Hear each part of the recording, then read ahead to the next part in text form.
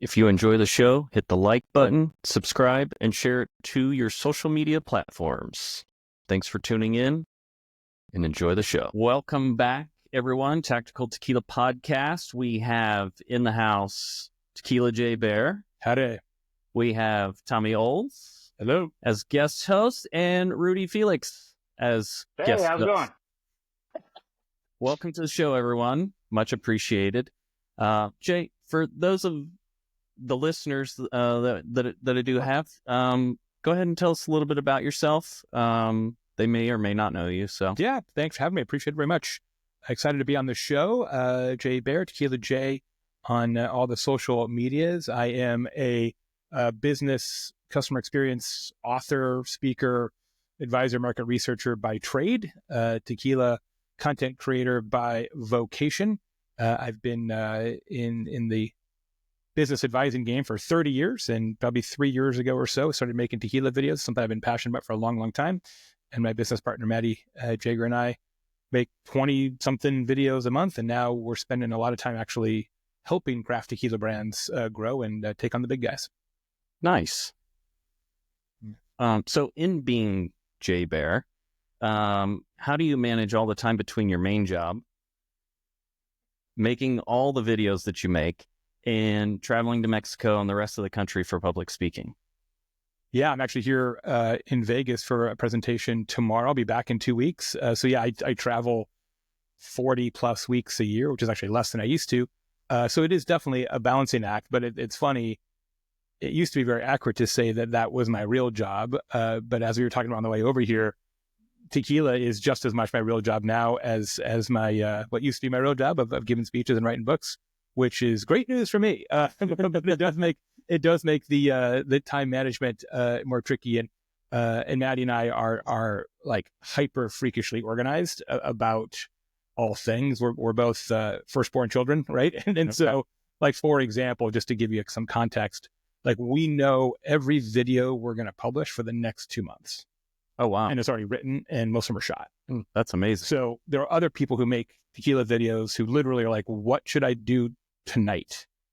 And we're like working right now on like mid-April videos. Okay. And it just has to be that way with my schedule and her schedule. Yeah, it's just a different way of creating content.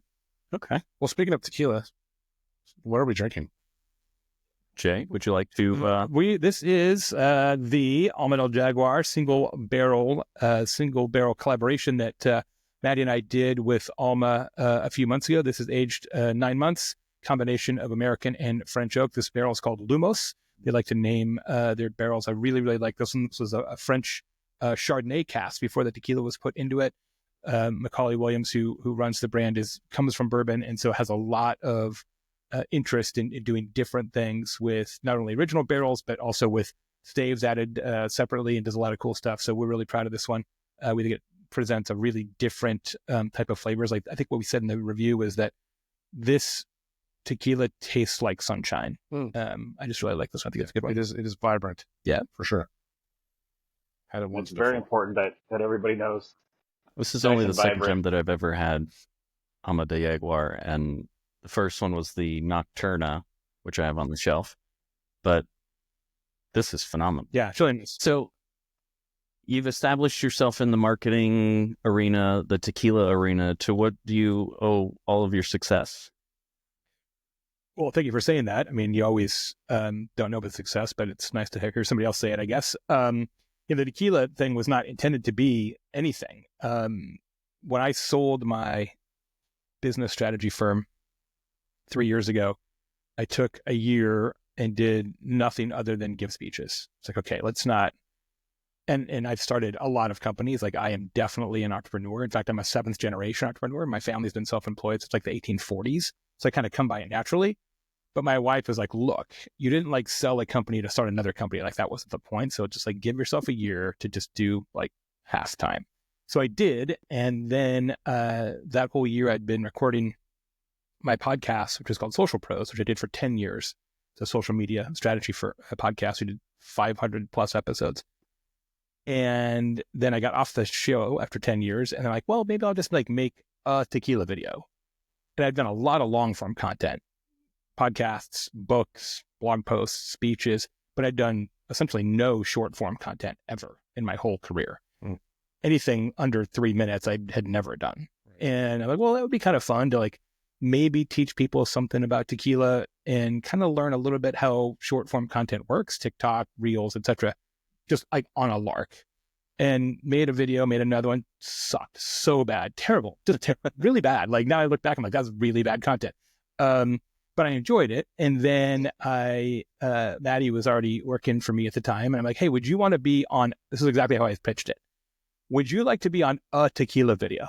She's like, well, yeah, I like margaritas. It was a little bit what she said. And I'm like, okay. And she did one. We realized very quickly that we had really good chemistry on camera. Well, that's kind of fun. And so we kept doing it, and I got better, and she got better, and I got better, and she got better. And then within a few months, people started to pay attention to it, and then more and more and more. And then we, it built out a lot of brand relationships and other ways of turning it into a business. And now, as I alluded to, we're much more of a tequila brand consulting firm than anything else, which is that really is very similar to my previous life. In fact, Maddie said the other day, did we sell the other firm just to start another firm, but all the clients are tequila brands? I'm like, as it turns out, yes. That's what perfect. That was not the plan. Yeah. Right. It's like a dream. It does. Yeah. In fact, this hat that I'm wearing, Slingshot, is our collective of craft tequila brands that we have launched. In fact, we've never talked about it publicly until right now. So Slingshot is a collective of 17 craft tequila brands, many of all of them you would know. And they work together to build market share for each other, information sharing, ideation, joint events, things like that. And Maddie and I direct all of that. So we're co-founders of that organization, and there's a private Facebook group and events, and we do a lot of social media consulting, marketing consulting, sales consulting for the brands. And so, Slingshot's a thing, and we hope that eventually you'll see Slingshot on a bun and be like, okay, that brand is worth your time because they're part of Slingshot. So they're all invite-only brands that we asked to be in it. And we asked like 19 brands, and 17 said yes. So, oh wow, that's great. Yeah. So the idea of the Slingshot is just like launching. Is this the No, it's more of a David and Goliath. Oh, right. even So our philosophy is that there are, as you guys well know on this show, hundreds, thousands of tequila brands, and there's arguably several hundred good ones. Mm.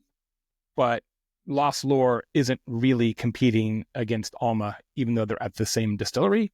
The reality is that every craft brand that we all love and care about is competing against 5 multinational conglomerates. Yep. And the only way this industry is going to really succeed is if it acts that way.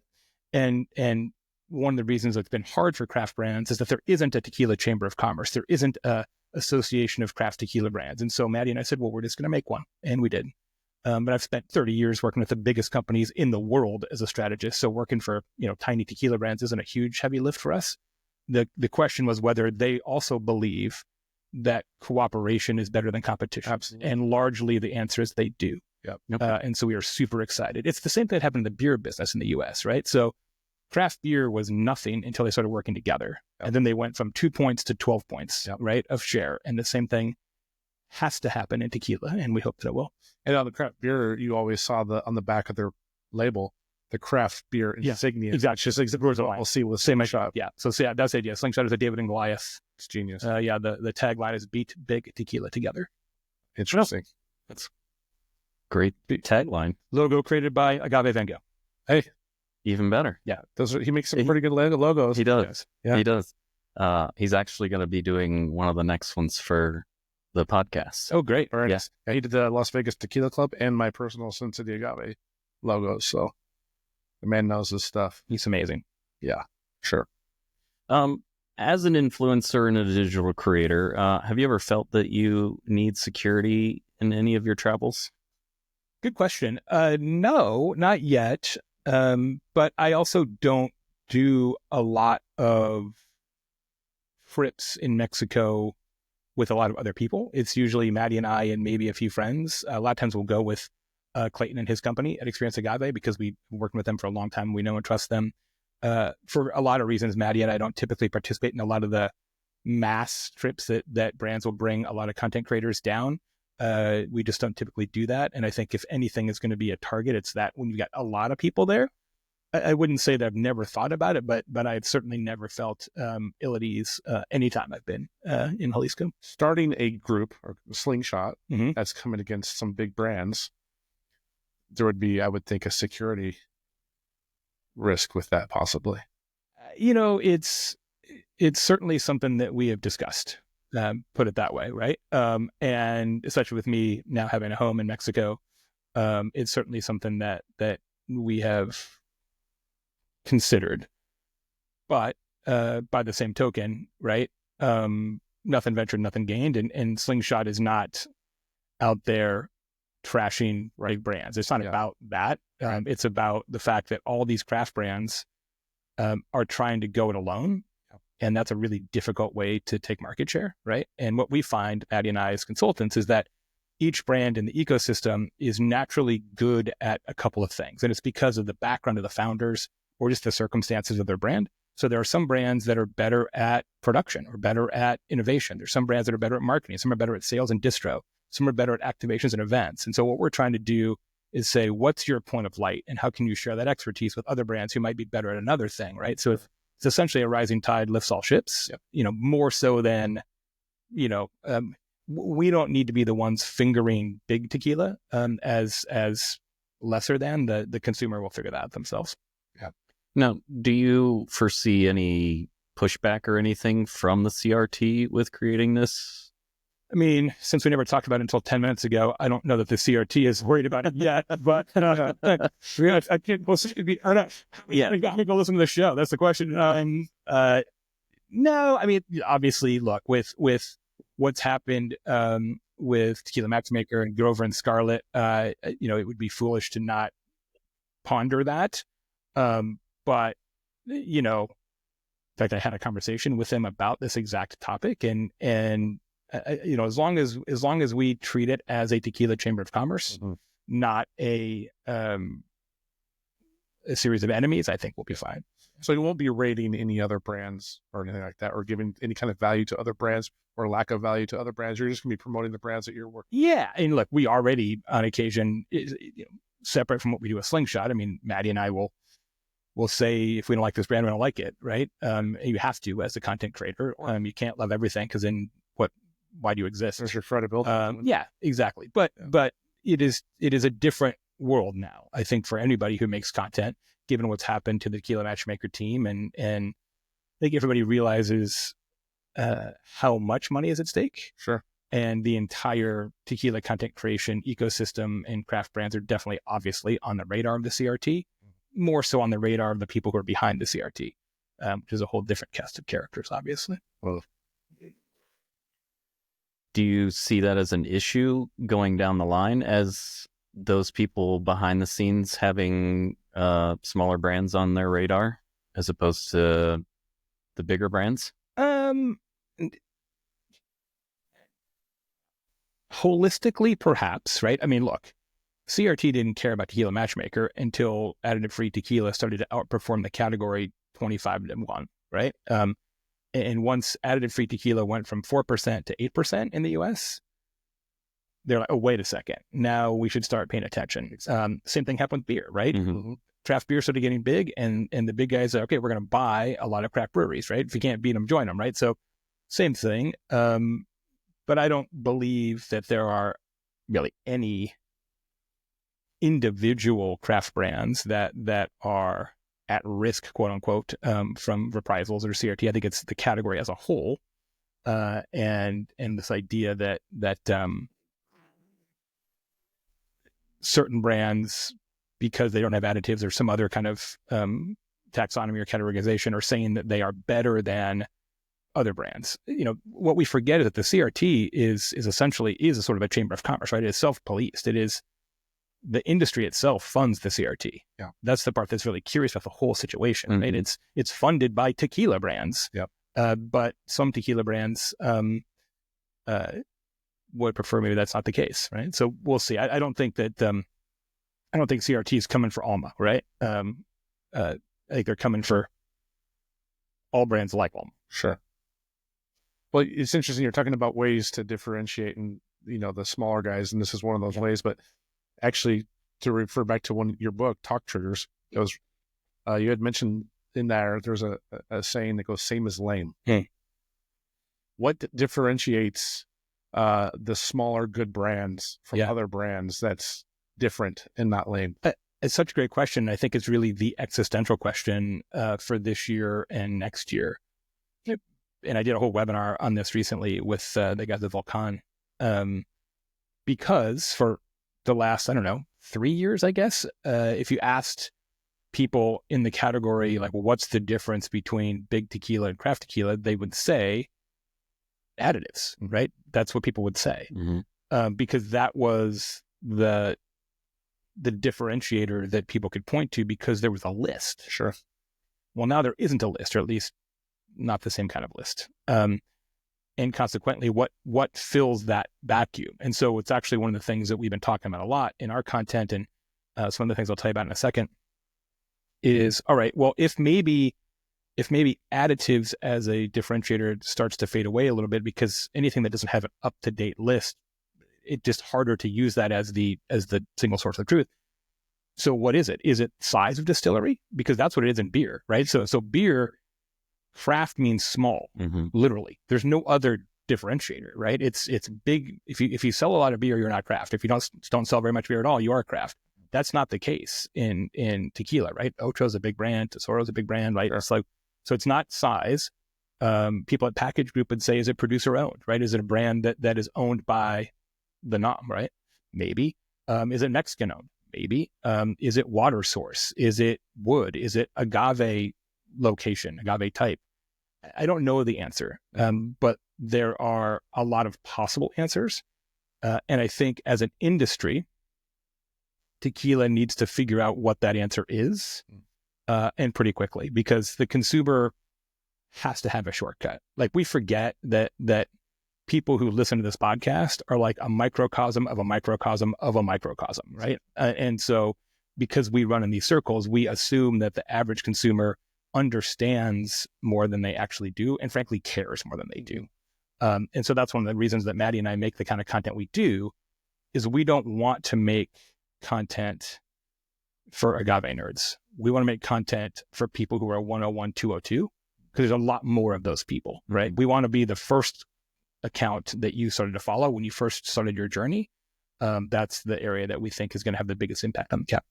That's definitely true for me. A couple of years ago, seeing a few of your first videos you made, definitely was 101, 102. But even now, as I wouldn't say I'm 101 or 202 anymore, but I still look forward to seeing your videos. So thank you. Appreciate that.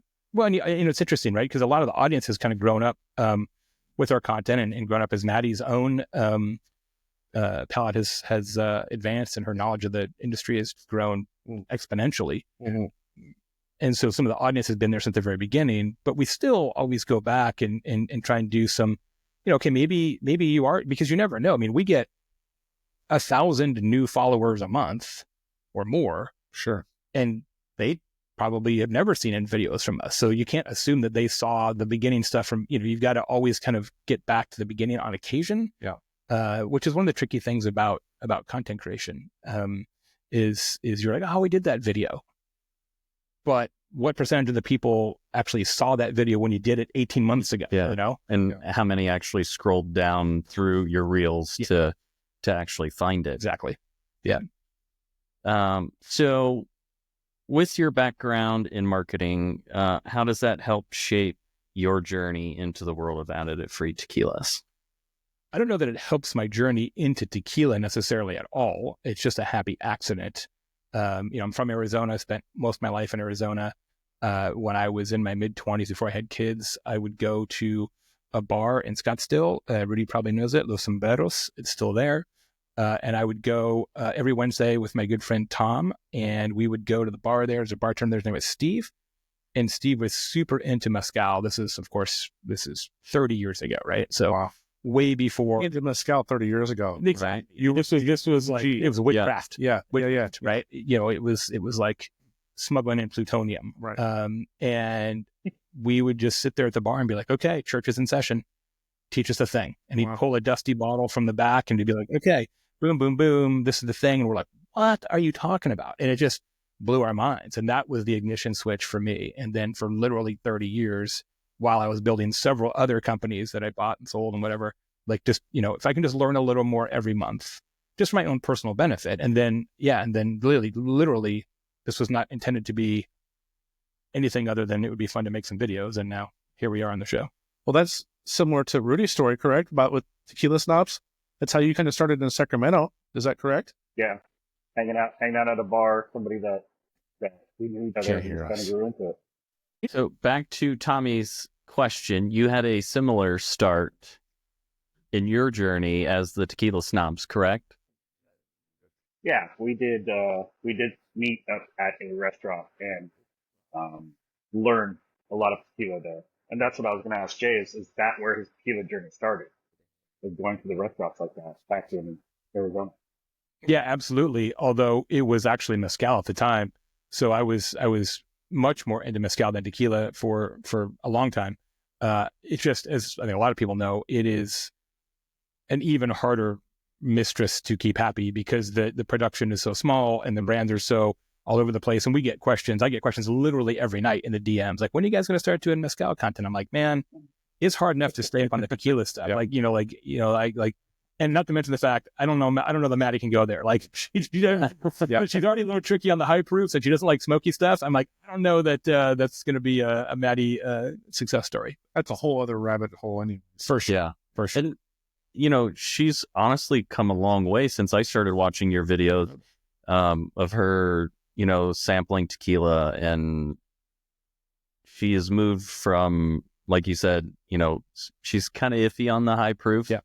But I've seen some of the videos and she's like, oh, I really like this one. Yes. Her tolerance has grown dramatically. To share with us a little bit how Maddie and you became involved in business together. Yeah, just kind of a weird story. So she's from Bloomington, where I live now. She lives in Indianapolis, about an hour away. She's the oldest of four. Her brother used to play hockey with my son. Okay. And that's how I met really her parents more so than Maddie. I think I'd met her once at a tournament or something. And when she was in college at Indiana University, by my house, she was a junior, I think. And her mom called and said, hey, Maddie wants to major in social media, and don't you own a company that does that? I'm like, yep. She's like, could you give her some career advice? I'm like, sure. So we had coffee, and I was like, within 10 minutes, I was like, she is crazy smart and very responsible, right? She's a Gen Z who works like a Gen X, which is a really rare breed. Perfect combination. And I hired her as an intern within 3 sips, right? And I'm like, you're hired. And then she worked for us for a semester and then her whole senior year. And then right when she graduated was right when I sold the company.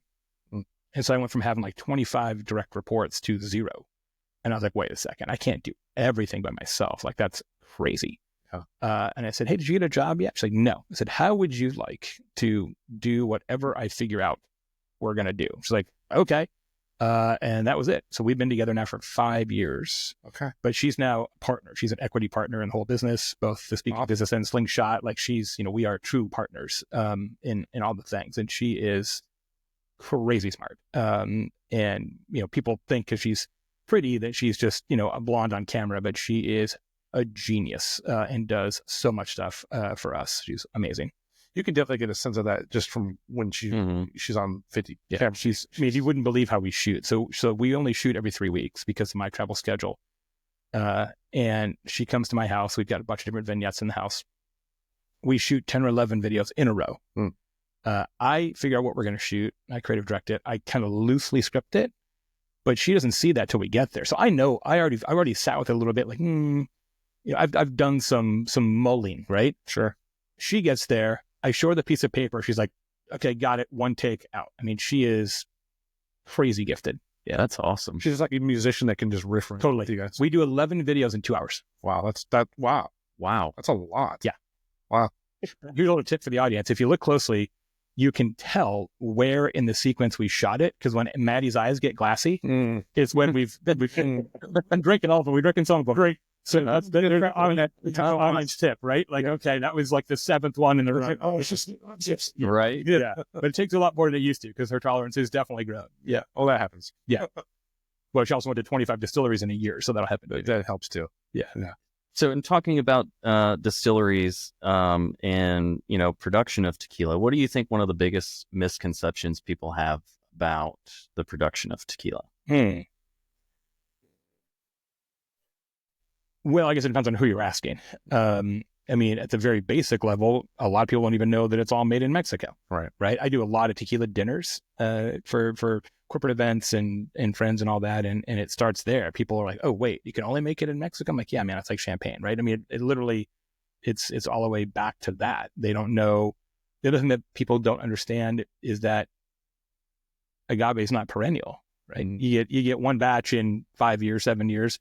And then you got to leave the field fallow for 2 years, maybe plant beans to refresh it. Then you do it again. So you get 2 crops in 14 years. Like, it's the worst farming business you can even conceive of, right? It's the worst. Yeah. So that's one that people don't know. I think on the actual production side, I think people are always surprised at the number of different methods, right? Like, all the way from, diffuser to Tahona. Like, they are always surprised, like, all the different varieties of production styles. What I emphasize a lot is yeast and water, because those really are 2 of the 3 ingredients if you're doing it right. And we don't talk about those things very much, especially water. But Maddie and I have done, maybe you guys have done it down there too, some side by side, like blind water tastings of water from different distilleries. That's great. Mind blower. Mm-hmm. Yeah. Mind blower. Yeah. How different it is. I know Jeff Ernst from Package Group G4 did a water event with LA Tequila Club. And I think you attended that. Yeah, I did. Correct? Yeah, and I saw some of the stuff you guys have done on water too, and it's it's such a, Felipe Camarena is such a big, water's such a having 3, right? Having 3 sources at one distillery is such a gift, right? Yeah. Because it just opens up your options. It's sort of like at 1414 with Sergio having so many different yeast strains at their disposal, right? It just gives you geometrically more options for flavor profile. Yeah, for sure. And going into my next question is, what if you could give one piece of advice to your followers and tequila connoisseurs alike, what message would you want to convey to them? One piece of advice. I mean, Stop buying all the Fortaleza. Exactly. Actually, I might put that on its head, Rudy. I might say, like, there are so many great tequilas out there, right? We are truly living in the golden age of tequila. People talk about, dusty old, square, El Tesoro, Denton labels. Yeah, that tequila was incredible, right? And there are times when Cazadores was incredible, and a lot of other brands that are sort of grocery store brands now were great. But setting that aside, there has never, ever, ever, ever been anywhere close to the number of incredible tequila brands available to the consumer as there are right now. And when people get fixated on a particular brand, I just think it's a disservice to the industry and to the category, right? If the brand that you love is sold out, trust me, there's several other on the shelf you're going to like just as much, especially if you take it blind, right? And I guess that would be, if I boil down that advice, it would be this. Don't be seduced by the label, right? When you do stuff blind, you guys know this, I'm sure a lot of the audience does as well, it is a very different set of expressions and impressions, right? Like, anything you do with Tequila Matchmaker and their blind tastings or stuff you do at your own club events or at home, it does make a huge difference. Like, you say that the brand doesn't matter, but it does. Like, I'm a professional marketer. Like, I am paid to make it matter. And, give yourself a chance to evaluate the tequila objectively, and you might come up with some different conclusions. Well, shameless plug on that too, along those same lines, is that thing has been in my head ever since it's been hard to get all these sought after bottles. And of course I love those bottles as well. Mm-hmm. But I'm like, well, how can we get, what do we really like? What is it that what's the flavor profiles that we really like and what we think we like? So with the Las Vegas Tequila Club coming up in February 22nd, we're doing the Blanco blind tasting. Nice. I'm going to do 6 different Blancos, all additive free. Doesn't necessarily mean because it's additive free means it's good. Nope. But we'll figure out if we like it. There's going to be 6 blind bottles that we're going to be tasting through and just see if we can pull out some different flavor profiles that we actually like And then we'll discover what those brands are. We may be surprised, or we may confirm some of the stuff that we like. But I think I said this last time that I guest hosted with you about how Tequila Matchmaker at times can be a crutch because we rely on that to tell us what's good. And often, I'm not saying Tequila Matchmaker is giving us wrong information. I'm just saying I think we, as tequila drinkers and consumers, can rely on that too much. And I think it's important that we actually figure out what it is that we do like. Yeah, I mean, I think that's a good starting point for sure. Just training your palate from there is ultimately what you need to do, in tequila tasting. Yeah. Mm-hmm. Yeah. Well, speaking of tequila matchmaker, one of the things I try and do is when I do reviews on that platform, I never look at the bottle until I do a review.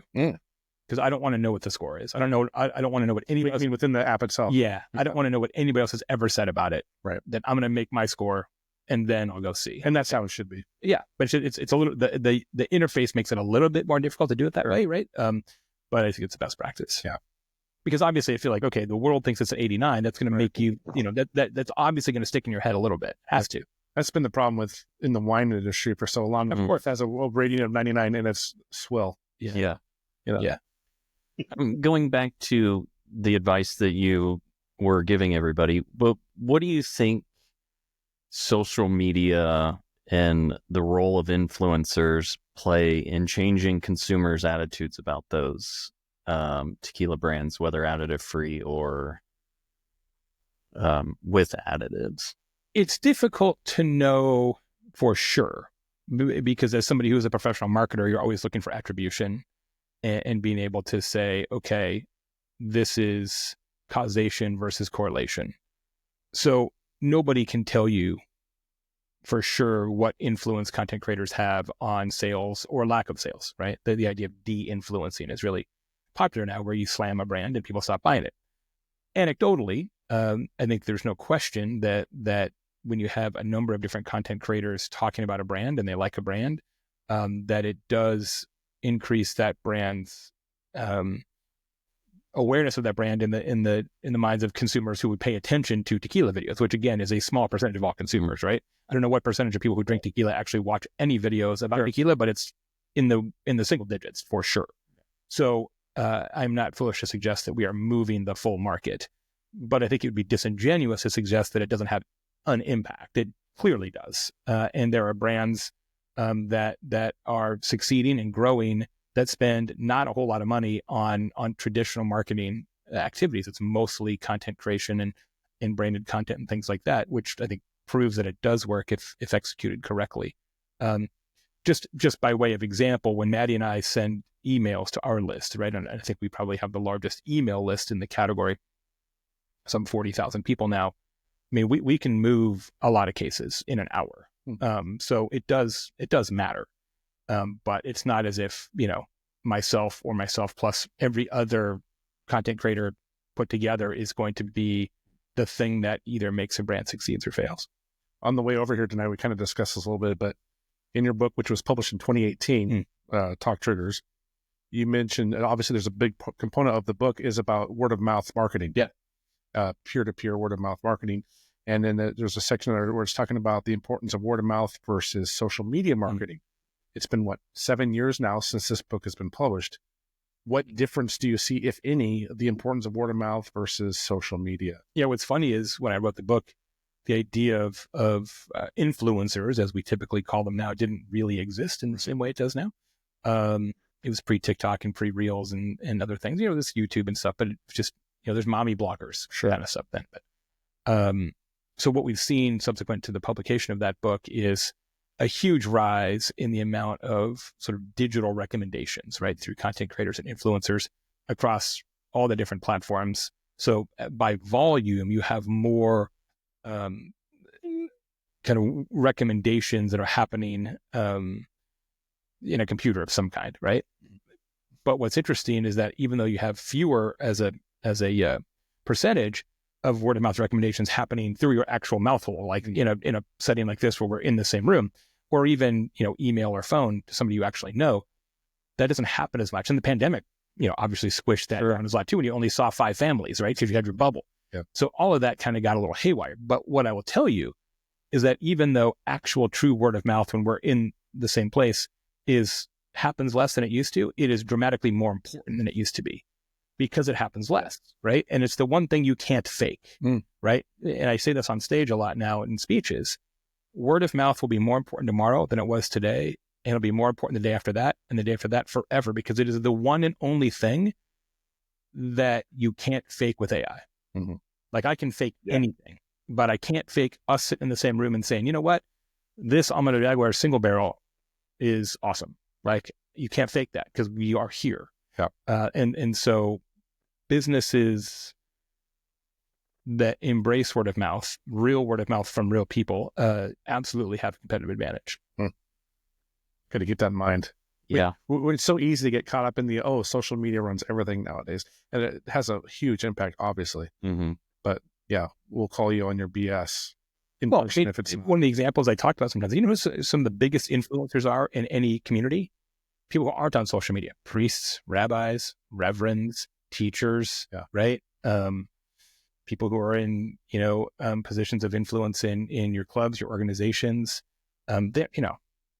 They're not on TikTok in many cases, right? But they still have massive influence. So as somebody who literally made an entire career out of digital marketing, it's funny for me to say this, but I think sometimes we put too much stock in it. Yeah, sure. And do you feel that the smaller brands are leaning more towards influencer marketing as opposed to traditional marketing? Yes, no question, because the cost of entry is so much lower.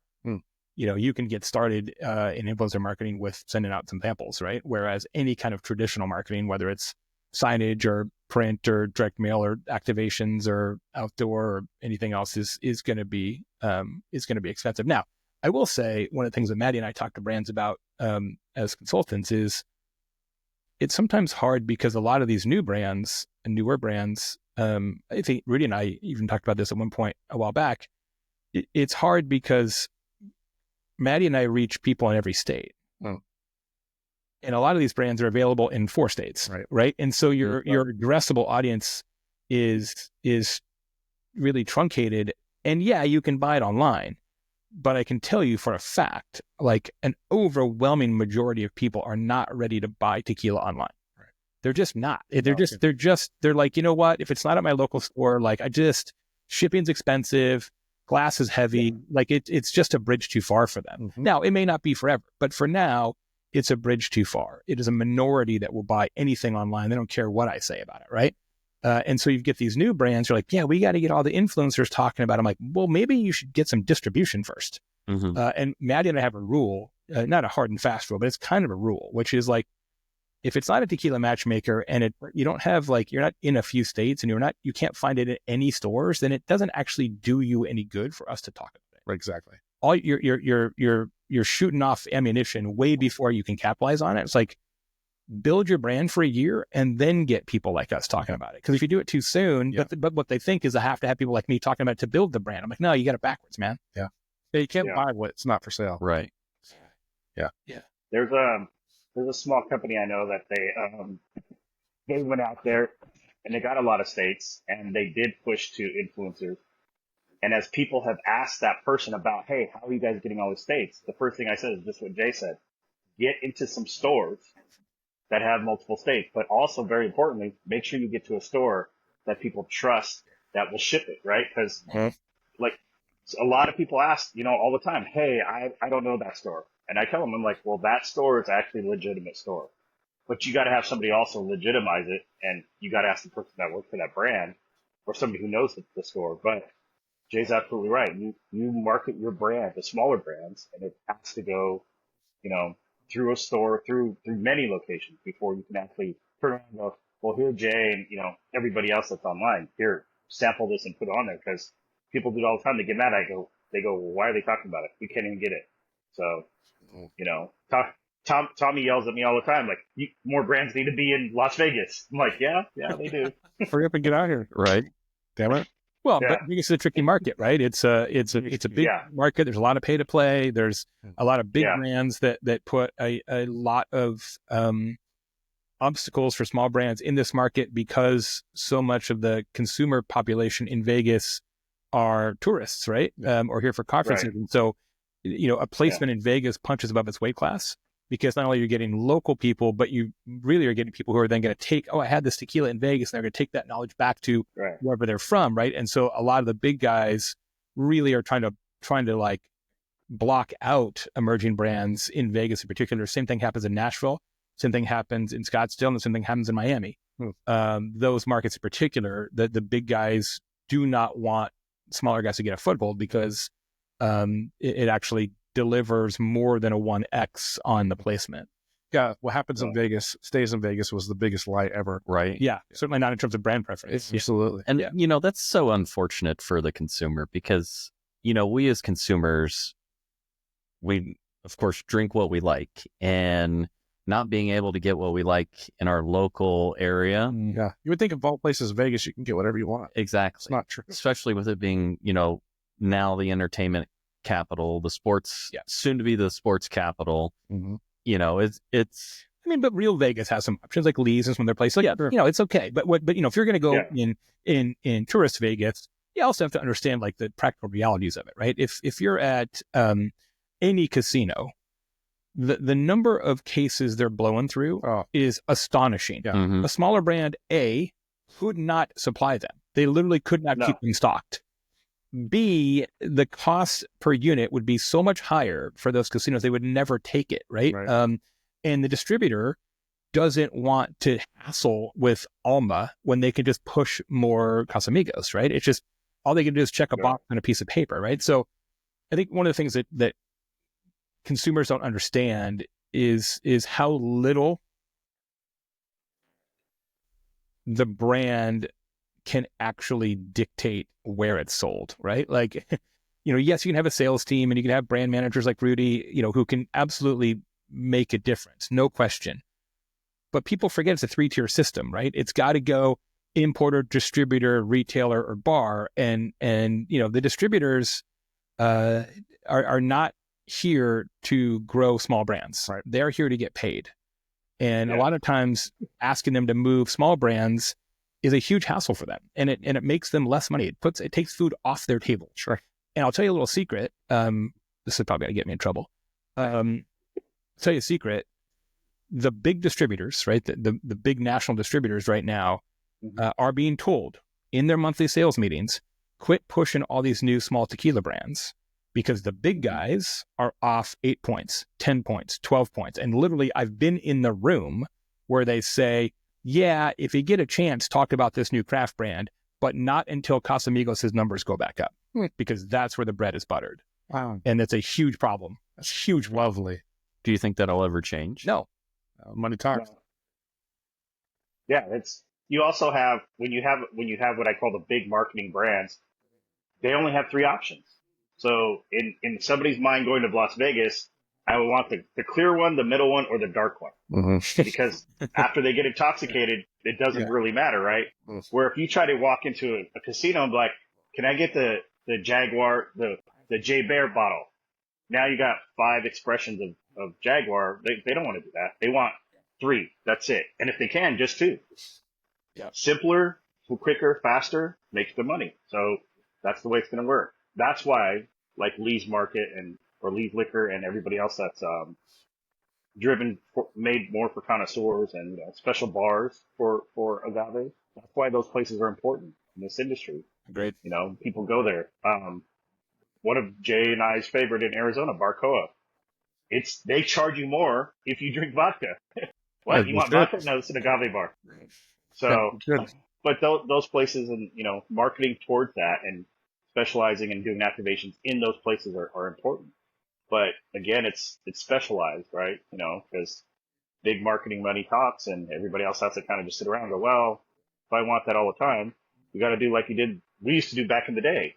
We would stop at Lee's or Total Wine on the way into the Strip and bring our own bottles to our room. And you sip what you like, because that was the only way.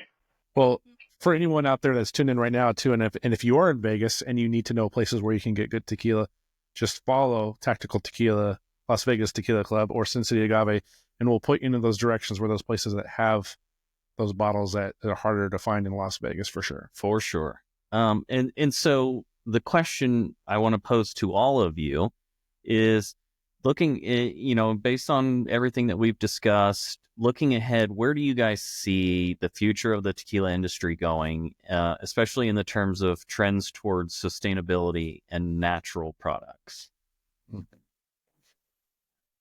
The craft brands are, in many cases, paying a lot of attention to sustainability. And I would also say that, with the exception of some of the huge production distilleries, it's been my experience, and somewhat surprisingly, at least it was to me, how sustainability minded most of the distilleries are. Like much more so than a business that size would typically be in the US. And it's not regulatory issues. It's just, it makes common sense. Right. Yeah. And just like, this is our land and our people and our community. And so of course we're going to try and, recycle the bagasso or do something sustainable with runoff or whatever the circumstances are. Now, some more than others. It's not a free ride to put in sustainability equipment, et cetera.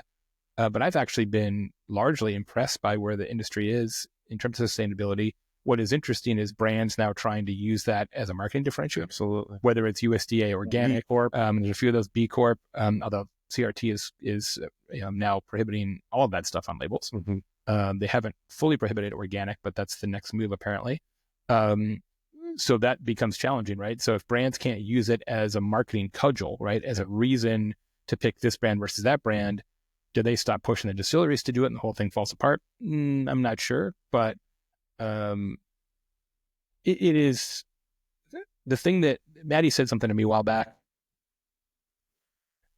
She said, the thing I like best about working in this industry is the people and the fact that, generally speaking, like, everybody's heart is in the right place. Right. And I'm not sure there's a lot of other industries where that's true. Yeah. And I was like, wow, that's a great observation. And I'm glad you feel that way. Yeah.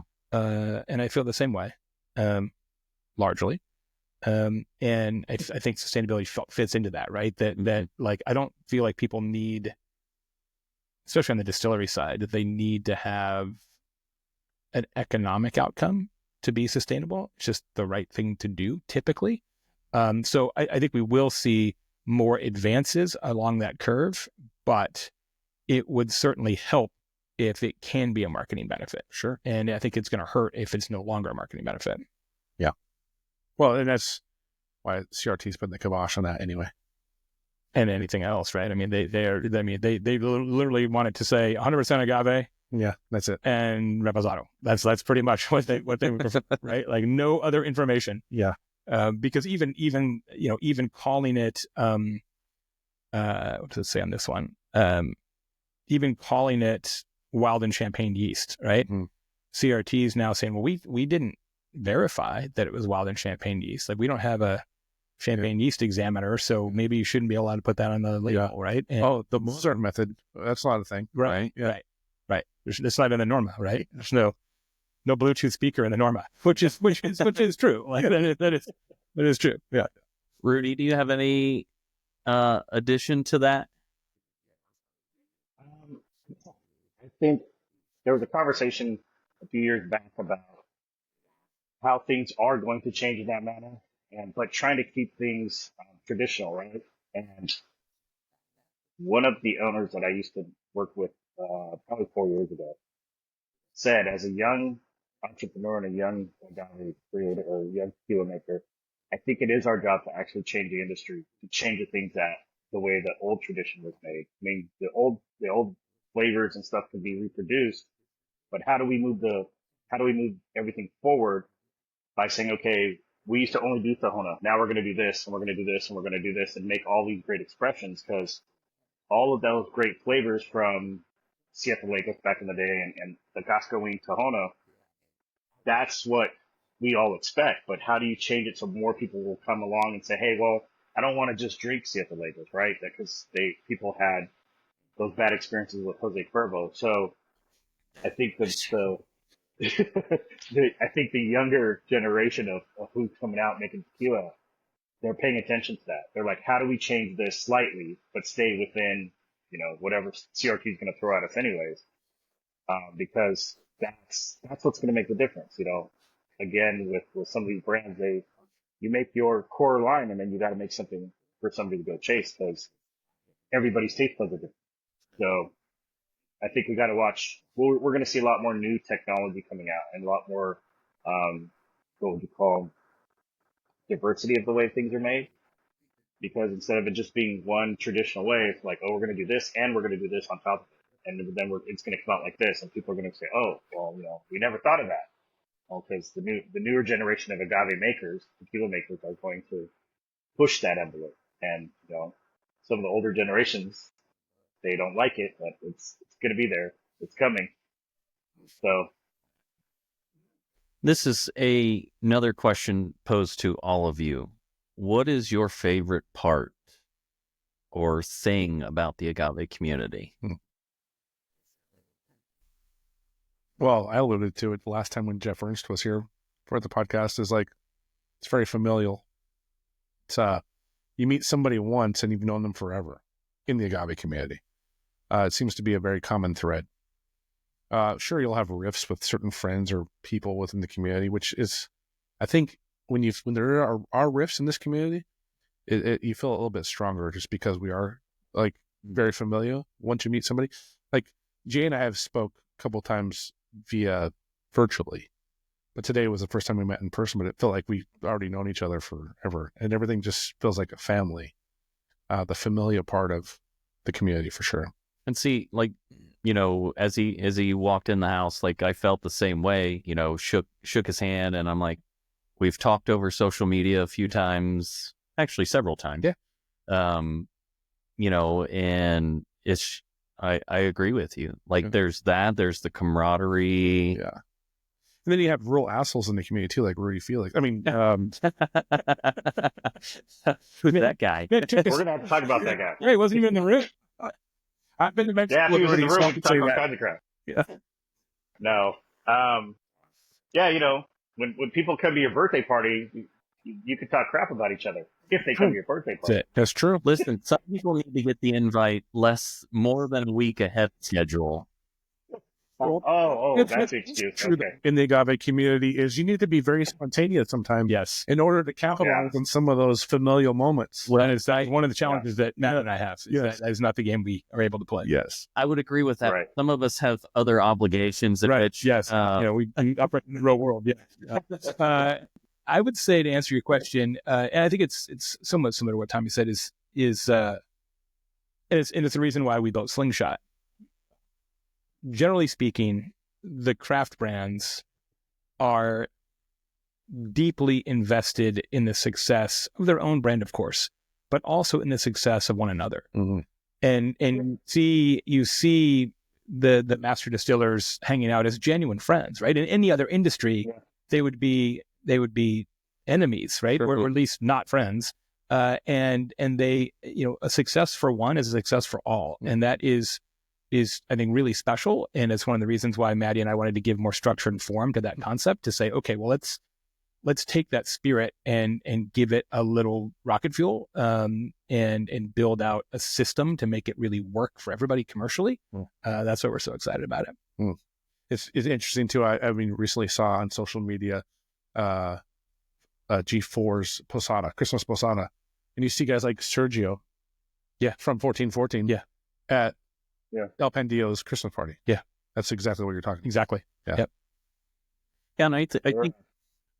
Go ahead, Rudy. Here's what you guys are talking about right here. This is the end of the event this past weekend. Oh, there's 6 brands there. Yep. It's 6 different brands hanging out, having a beer at the end, playing "We Are the Champions" as one big group. So the camaraderie is there. It's something that just happens naturally once you get to know everybody and you're standing there. Yeah, and a few of those brands are actually at the same distillery. Yeah. Which is sometimes tricky because you're a little bit, elbowing for production schedule and agave sourcing and barrel space. And it does happen. Maddie and I have those conversations with clients all the time. But even beyond that, it's like, but you know what? We're all we're all friends here. Well, when you see posts by Yayo promoting Siempre, right, Jaguar, they're all at the same distillery, but you know what? They're all the same family. Yep. Yeah, it's, the community. It's a cohesive unit, if you will. Yep. So talking about your single barrel pick here, you've done a couple of single barrels? Single barrel. I think 6 now. We did Primo was our first one. We did Insolito, I think was our second one. Alma, Yayo, Rey Sol, the El Viejito Extra Añejo Maddie's pick, which is amazing. And then we've got a Cascanes Añejo coming out soon, and a few others in the pipeline. Nice. And so with this one compared to the other ones, what would you say the difference is with this one? Well, very different barreling, right? Because of the French Chardonnay casks, and I'd never done anything with that kind of wood combo. What's interesting about Alma is they put a pretty heavy char on their barrels, and you can taste that, right? So this is a really light, dainty, almost kind of citrusy, apricot-y kind of, again, tastes like sunshine to me. But then the back note is pretty heavy char, and that's Macaulay's house style. Like he really, again, he comes from bourbon, right? So he wants that kind of note in it. So I just find it a really interesting balance of like bright fresh with like more of a bitterness that you get from kind of the smoky char.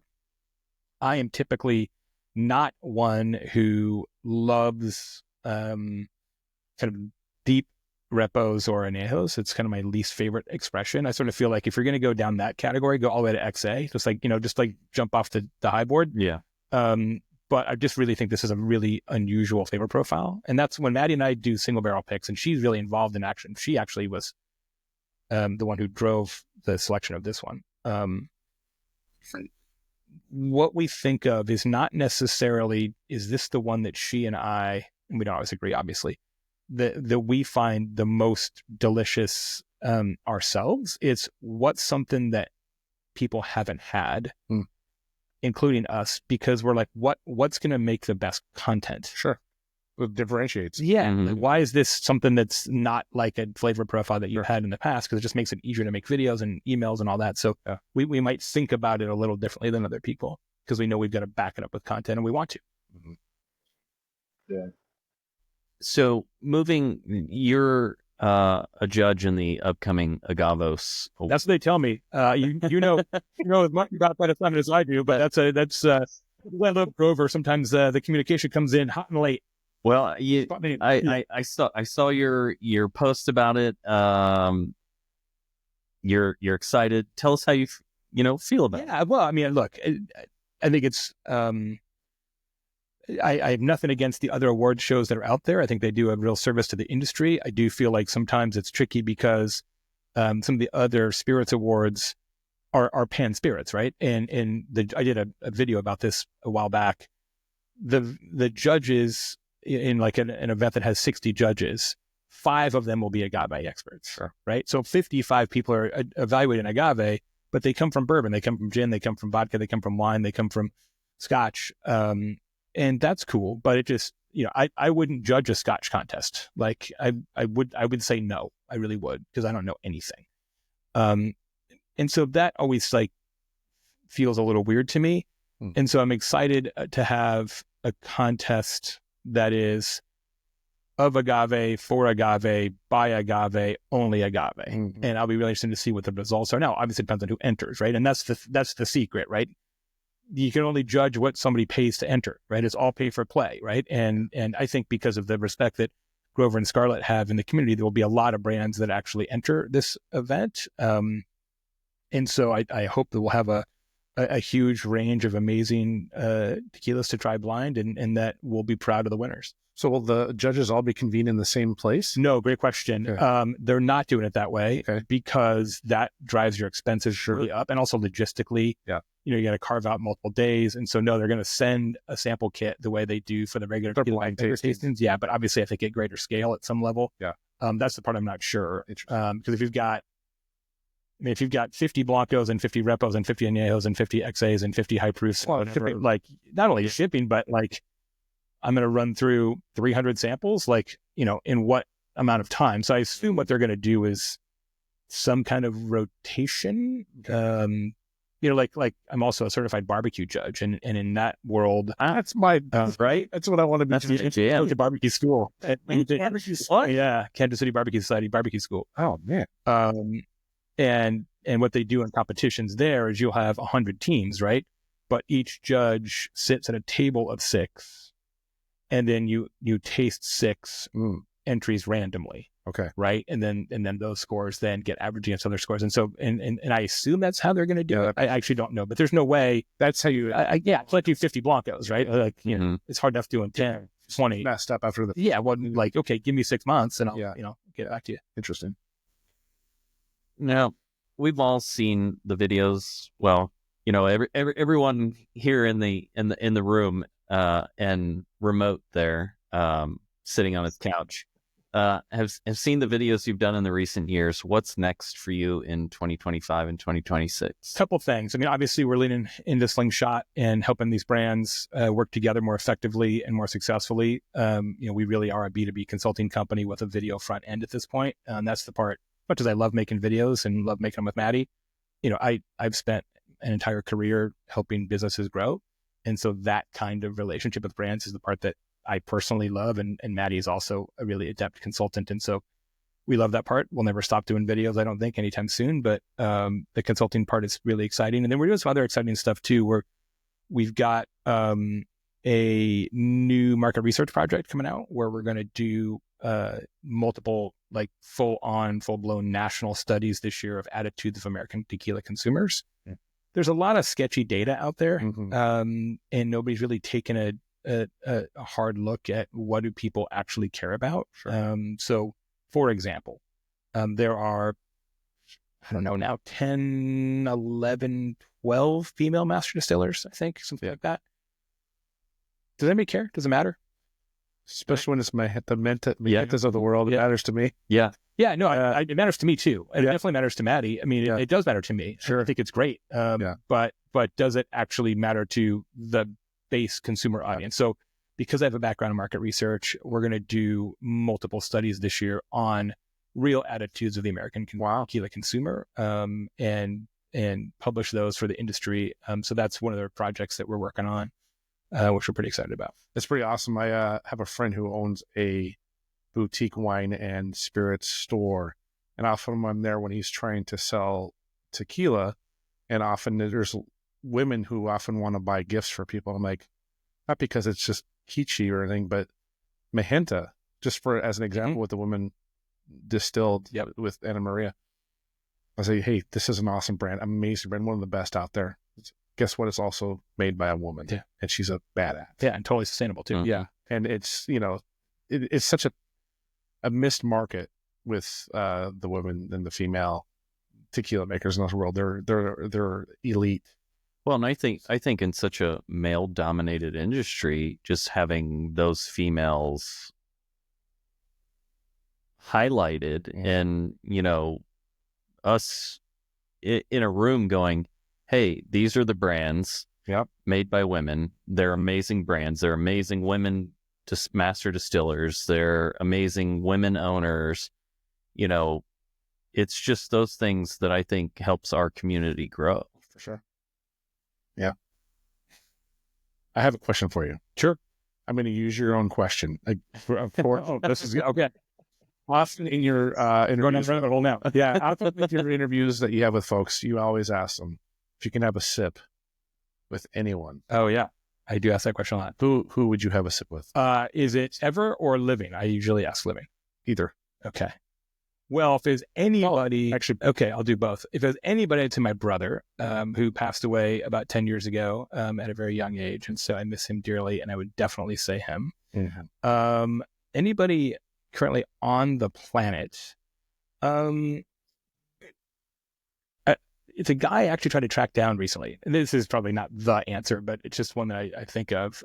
This is not the person I would pick, but there's a guy, his name is John, and he was my boss when I was 22, and I was working for Waste Management, the environmental services company. And he was an amazing, amazing boss and an incredible manager. And I learned so much from him at a young age.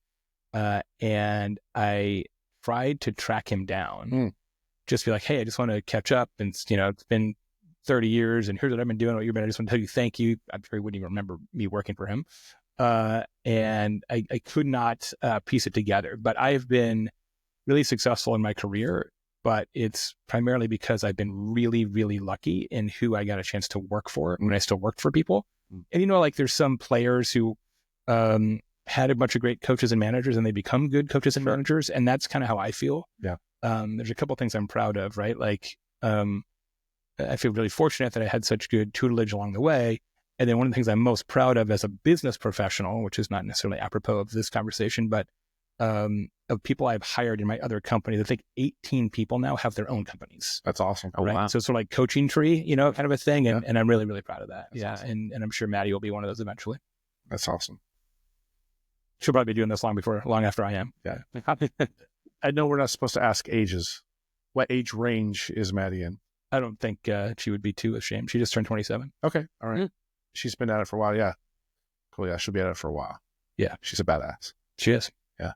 And so with that, you've expressed that, 30 years ago, you were learning about mezcal. How old are you? 55. Okay. Holy crap. That's like... Hey. It's funny. 50-year-olds alone. Leave the 50-year-olds alone. It's a good club to be in. I'm older than most people think on camera. You do not look 55 at all. Younger than most people think, right? Yeah. And so it is not atypical. We laugh at a lot of people think that we are a couple. Well, originally, I'll admit it, I thought you guys were. Yeah, a lot of people think that. In the comments, people say, they're like, wait, you guys are not married? They're like, no, I am a year older than her. Basically her father, yeah. A year older than her, yeah. He's gonna but we get along great. I mean, she is chemistries. Yeah, and I'm not ashamed to admit it on the show. Like, she is one of my favorite people in the world. Period. Full stop. And we get along great. Well, I've never met her. I don't think you've ever met her. No, I've never met her either. Yeah, so you've done well with having her as in your life for sure. I would agree. Rudy, anything? Well, I thought we're not going to go around the horn here, Matt. You're going to have to tell us who you want to drink with. Oh, tell us. Actually, that's a good question. Come on. Who would you want to drink with besides myself? And me? Oh, I've already done that. I think I've had the honor to drink before this show. I've had the honor to drink with all of you in that room. Jay in Arizona and Tommy in a few places, Mexico. Yeah, because he went there. Wow. Wow. Now you're taking strays. Somebody who's probably not here, I would have loved to have drank with Tomas. Just because there's a lot of things that I went down the rabbit hole of Agave because of things he said and things that reading his book or looking up online. Mm-hmm. Somebody that's probably alive, that's more, is Jake Lustig. I'd like to sit down with Jake Lustig and have a drink with Jake. Hey, get him out for a coffee, Matt. That'd be great. Yeah. You have to come out here in Vegas. We have his products here in Vegas, so we need to get him out here. Well, yeah, so you got to have your products in Vegas to be a guest on that show. Well, he is not here, so that's perfect. I did recently drink with a few nights ago with his partner that helped him start Arcade. I drank with his son the other night that runs the company. So it's interesting having conversations with him because he's been around Jake so much. Those would be the two. Those would be the two I'd want to drink with. Nice. So, what about you? Myself? I'll do a two-parter like with Jay. I think the first one, my father passed away when I was very young, very tragically early. So that's the easy answer on that for me. Just similar with your father. But alive, and I would probably throw Tomas Estes in there too, just because Julio Bermejo is a good friend of mine and my mentor in the tequila game, and they were such good friends together. They were two peas in a pod. This is such an easy answer, but I get to do it a lot. Is probably Julio Bermejo, just because he's just been such a big influence on my life. It's an easy answer, but it's an easy answer for a reason. So nice. What about you? You don't get to on the spot hurt this question. Honestly, like, I would want to have a drink with my grandfather on my mom's side. He passed away when I was 15, 16. And he always was a Seagram 7 and 7. That was his drink. But now being in the Tequila has changed since then. yes, Yeah. being in the tequila realm, like I would totally like, Grandpa, let's sit here and sip on this. Yeah. He would be the one that I would want the most. And of course, like you guys are all, well, now I consider Jay a friend. Definitely. All of us together in one room, that would be my other. That was such an easy answer. It's good though. And yours was too. That's true. All right. I like that. I like it. Yeah. We need to have a tequila seance though and bring back all these people who are missing our lives. For sure. Right. That's be a club event. Yeah. I'm sure there was some sort of like Ooh. fortune teller seance person somewhere in Vegas. Smart. We got plenty of people. Yeah. Yeah, sure. Yeah. Even if they're real or Yeah, deal with those smart tequila seance at the club. Right. Let me write this one down. That's the fundraiser. There's there. Las Vegas Tequila Club. Yeah, next week. Yeah, I'm in marketing, guys. That one's free. Okay. Much appreciated. Well, Jay, thank you very much for, coming on the show. That would me. Rudy, Tommy, thank you so much for co-hosting. Where can everyone find you on social media? Instagram is Tequila Jay Baer. TikTok is Tequila Jay. If you go to jtequila.com, that'll put you on our mailing list. We send out emails infrequently, but with special offers and awesome stuff. That's also how we do our surveys and our annual Tequila Jay Baer Awards. And for merch, including this incredible hoodie here, among other things, it is tequilajaybaer.com. Awesome. All right. Thank you, everyone. Thanks, everybody.